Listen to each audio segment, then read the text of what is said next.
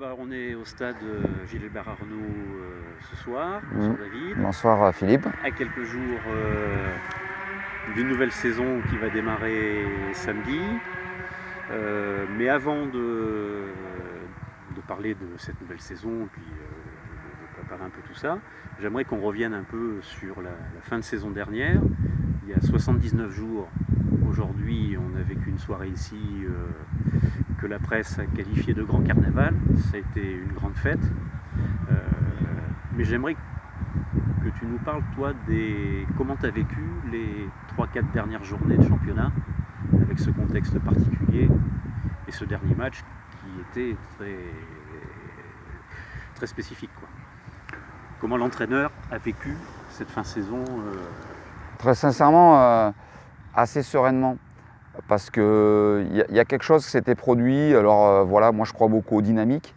Et autant janvier, février, mars, avril, quand j'étais sur le côté, je me disais, voilà, quand est-ce qu'on va marquer un but, voilà, quand est-ce qu'on va concrétiser nos situations, quand est-ce qu'on va gagner un match, parce qu'on voyait qu'on n'y arrivait pas, on n'était pas performant, on n'était pas performant défensivement, pas performant offensivement, et on voyait bien que malgré tous les leviers recherchés, on n'arrivait pas. Il y a eu un vrai déclic à Bayonne.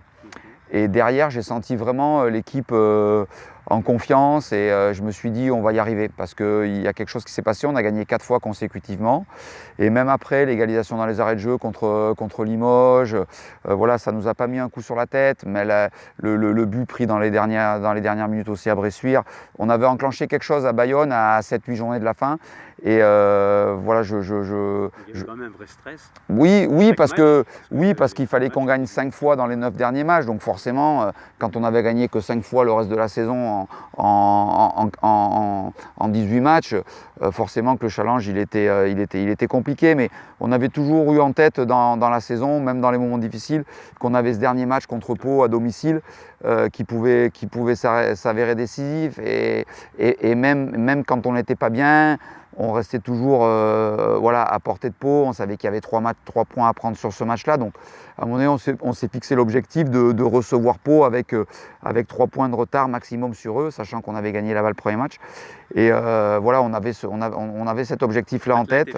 Voilà, et je pense que voilà, une fois qu'on a eu ce match décisif contre Pau, on s'est servi du match de Royan l'année dernière, le dernier match où on était en position de monter avant la dernière journée. On est passé complètement à côté en parlant de l'adversaire toute la semaine. Et voilà, ce qui s'est passé, c'est que le jour du match, on n'a pas répondu présent.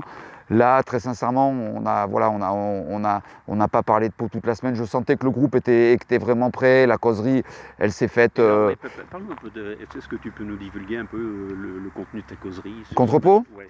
Ben voilà, paradoxalement, j'ai pas insisté sur l'aspect motivationnel parce que voilà, je sentais vraiment le groupe prêt et serein. Et le match de Pau, il s'est passé un petit peu comme je le pensais, même si on s'attendait pas à gagner 3-0. Mais j'étais persuadé qu'au début de match, pendant 15-20 minutes, il y aurait un peu de tension, un peu de pression, parce que nous, il fallait absolument qu'on gagne.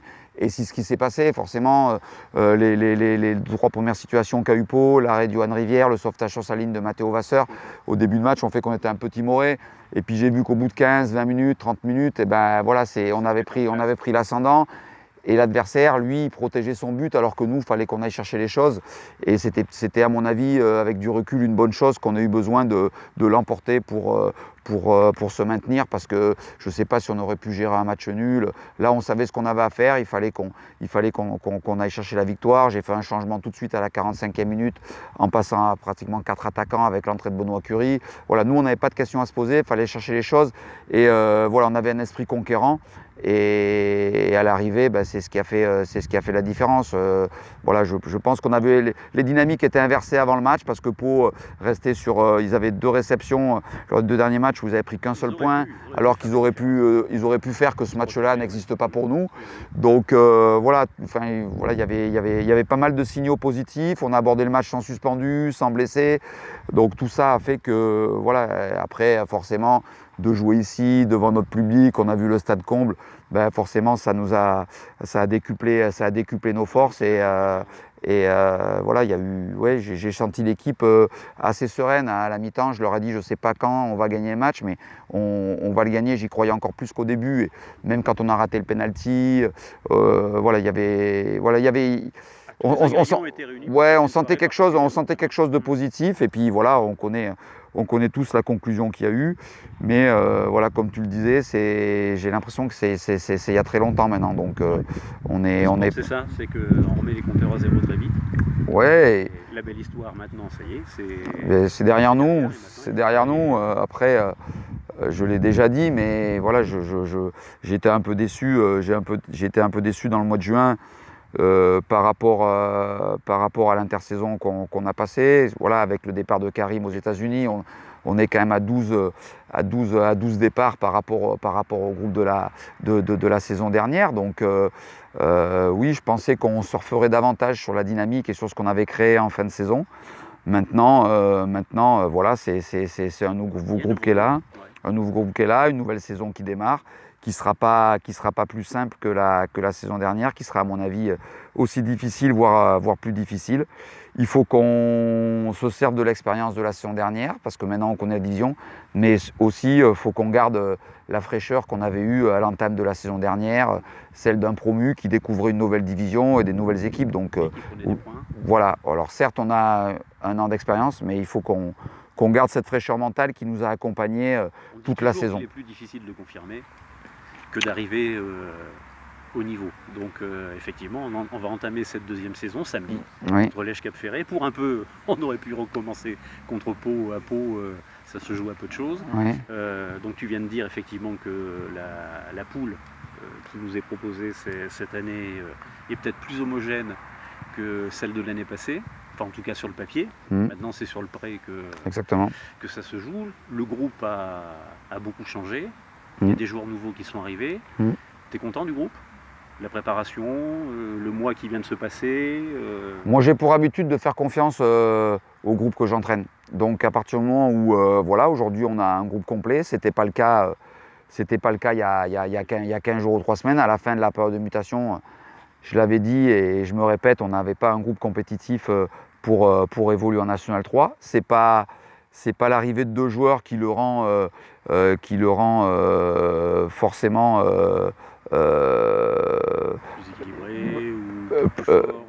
Plus compétitif, mais en tout cas, on a aujourd'hui un groupe un peu plus étoffé qui doit nous permettre de lutter avec, dans notre championnat. Voilà, on sait très bien qu'il y a 5-6 équipes qui seront intouchables, et puis après, il faudra lutter avec les 8 autres pour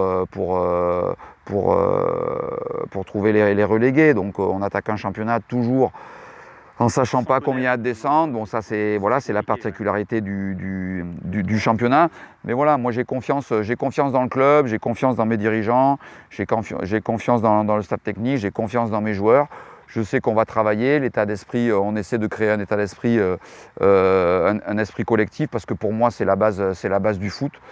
Est-ce qu'on sera plus performant que l'an dernier, moins performant? Ça, je ne sais pas, on le saura à la fin du championnat.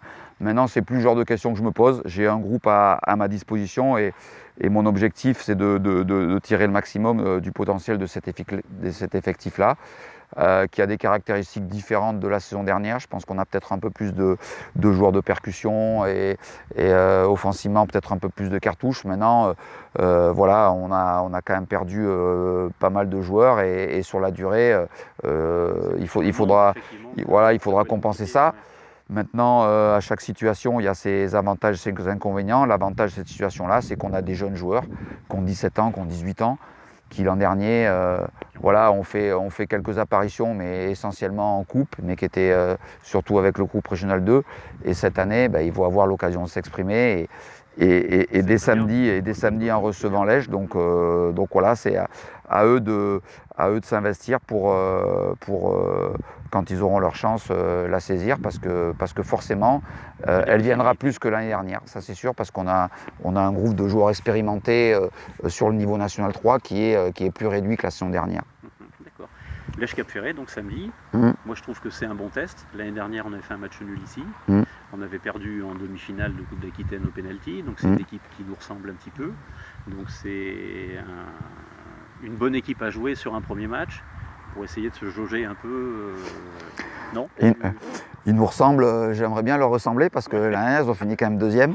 Donc voilà, c'est voilà, parce qu'il y a eu 2 matchs où il y a eu match nul ici, mais voilà, après c'est une équipe qui a fini deuxième du championnat, qui a été le dauphin d'Angoulême, donc forcément c'est une équipe voilà, qui a beaucoup plus d'expérience déjà que nous dans cette division, et je pense que c'est voilà, qu'ils font figure des favoris pour accéder au niveau au-dessus, avec certainement Anglet, Bayonne et puis les 2 réserves pro et Poitiers. Donc non, c'est un gros match qui nous attend dès l'entame du championnat, mais je l'avais dit l'an dernier, des gros matchs, il y en a tous les week-ends. Quand on est Chauvigny, on n'a pas un match où on peut se dire, bah là, voilà, c'est un match à notre portée. Voilà, l'an dernier, on a battu Angoulême, qui est monté, et puis on a aussi perdu voilà, des matchs contre des adversaires qui sont descendus, qui sont plus dans le championnat aujourd'hui. Donc voilà, on attaque contre Lèche Cap Ferré. Ça sera un match compliqué. Tout le monde a hâte de reprendre. Après, on n'est pas forcément prêt pour faire des matchs de 80 minutes à haute intensité, mais je pense qu'à cette période de l'année, il n'y a pas beaucoup d'équipes qui sont complètement prêtes, à part peut-être les réserves professionnels qui ont des joueurs qui ont repris depuis début juillet avec des séances bi-quotidiennes. Donc voilà, nous on reste en période encore de préparation. Mais malgré ça, il faut qu'on soit compétitif dans les matchs de championnat du mois d'août parce que le championnat commence maintenant. Voilà. Très bien. Bah écoute David, merci. De rien. Tu parles de préparation, l'entraînement va commencer dans quelques minutes. Oui. Donc tu vas pouvoir retrouver ton groupe. Et puis donc on a pu voir samedi que beaucoup de supporters sont déjà venus au stade pour s'abonner. Donc ça c'est plutôt un signe positif. Donc on va demander à ce que tout le monde vienne samedi 18h contre Lèche Cap Ferré pour l'entame de la saison. Et puis j'espère qu'on va vivre là encore, enfin je suis même certain qu'on va vivre une belle aventure sur la saison 2019-2020. Ouais, on l'espère tous. L'an dernier, on l'a dit, on l'a redit, et voilà, les nouveaux, ils l'ont vu tout de suite. Voilà, il y a un vrai engouement populaire autour de l'équipe. Il y a une proximité entre les supporters et les joueurs, et ça, on veut vraiment l'entretenir parce que c'est une de nos forces. Je dis souvent qu'on est un club un peu atypique dans cette division-là, parce que des villes de 8000 habitants, il n'y en a pas. On a le plus petit budget de la division. Donc, par contre, voilà, il y a un état d'esprit et une proximité avec les gens qui fait qu'on est un petit peu atypique, mais ça doit nous donner beaucoup de force pour rentrer dans le championnat samedi. Et l'an dernier, ils ont été là quand ça marchait, ils ont été là aussi quand ça ne marchait pas. Et puis forcément, ils ont en tête la dernière soirée contre Pau. J'espère qu'on en revivra des comme ça. Et si on peut se maintenir un peu avant la journée, on prend aussi. Voilà. Voilà. Écoute, merci David. De rien. Et puis écoute, à samedi, 18h. Et puis à une prochaine interview. Avec plaisir. Dans quelques temps. Avec plaisir Philippe. Merci. Bonne soirée.